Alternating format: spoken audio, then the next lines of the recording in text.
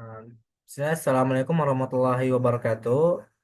Nama saya Muhammad Hamdani dengan NIM 202407100032. Di sini saya akan menjelaskan tugas kelompok yang bertemakan psikologi kognitif dan memori. Oke. Kita mulai dari latar belakang. Psikologi kognitif adalah cabang psikologi yang mempelajari bagaimana individu memperoleh atau memproses dan menyimpan dan mengingat informasi. Psikologi kognitif muncul sebagai reaksi terhadap dua pendekatan.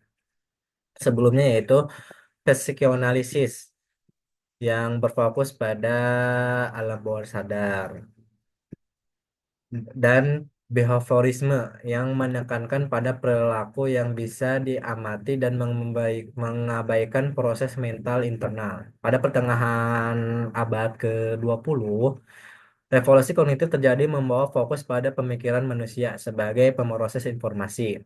Salah satu topik utamanya adalah memori, yaitu kemampuan manusia menggunakan informasi. Kita lanjut.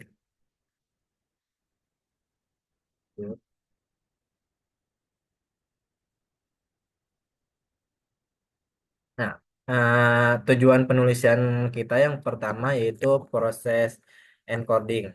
Nah, memori, proses encoding dan penyimpanan. Memori adalah salah satu fokus utama psikologi kognitif. Proses encoding adalah tahap pertama dalam membentuk memori, di mana informasi dan panca indera diubah menjadi bentuk yang dapat disimpan di otak. Contoh, ketika seseorang menghafal rumus matematika. Informasi tersebut diubah oleh otak menjadi memori yang disimpan dan dapat kita putar kembali ketika saatnya ingin ujian gitu. Yang kedua, emosi.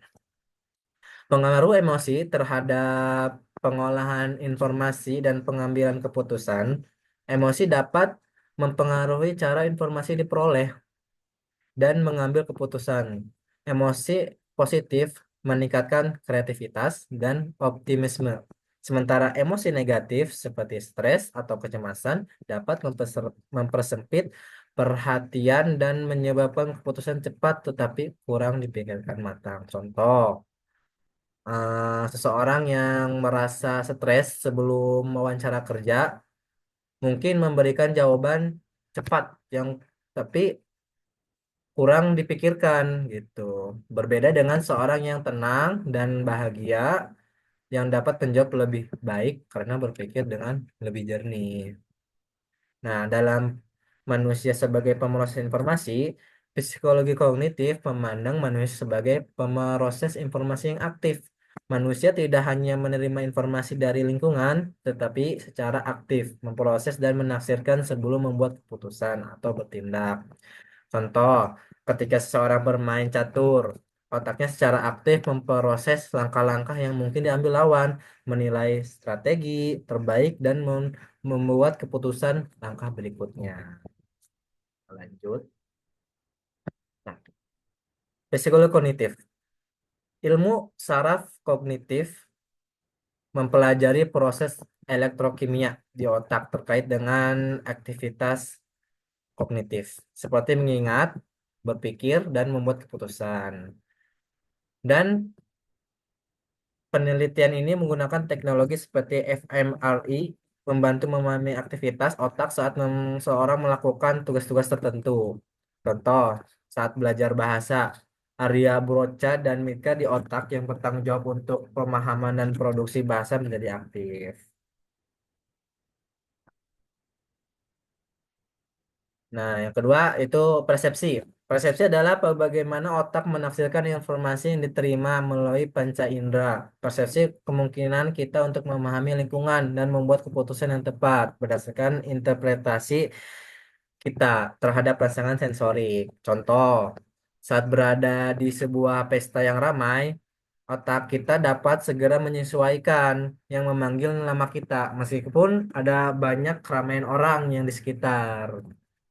Nah, lanjut ke yang ketiga, kecerdasan manusia dan kecerdasan buatan. Psikologi kognitif juga membahas kecerdasan manusia dan kecerdasan buatan. Kecerdasan manusia mencakup kemampuan untuk memperoleh, menggunakan, dan mengingat informasi untuk menyelesaikan masalah. AI mencoba meniru proses pengambilan keputusan manusia. Contoh kecerdasan manusia. Seorang dokter menggunakan penalaan logis untuk mendiagnosis penyakit pasien.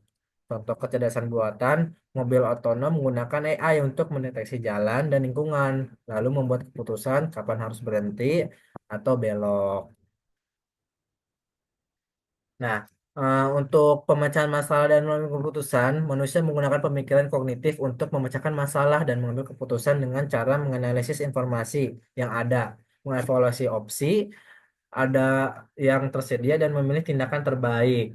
Gitu. Nah, perkembangan kognitif, psikologi kognitif juga mempelajari bagaimana kemampuan berpikir manusia berkembang seiring dengan waktu, terutama dari masa kanak-kanak hingga dewasa. Contoh, anak kecil yang awalnya hanya bisa mengucapkan satu satu demi satu kata, seiring dengan waktu berkembangnya menjadi perkembangan menjadi mampu bicara dalam kalimat lengkap saat mereka belajar bahasa. Kesimpulan psikologi kognitif yaitu membantu kita memahami bagaimana otak manusia bekerja dalam memproses informasi, bagaimana emosi mempengaruhi cara kita membuat keputusan, serta bagaimana kita menyelesaikan masalah di berbagai situasi. Melalui pemahaman ini, kita dapat mengembangkan pendekatan yang lebih baik dan pendidikan teknologi dan kehidupan sehari-hari. Mungkin cukup sekian video saya. Mohon maaf bila ada salah kata. Cukup sekian. Cukron. Assalamualaikum warahmatullahi wabarakatuh.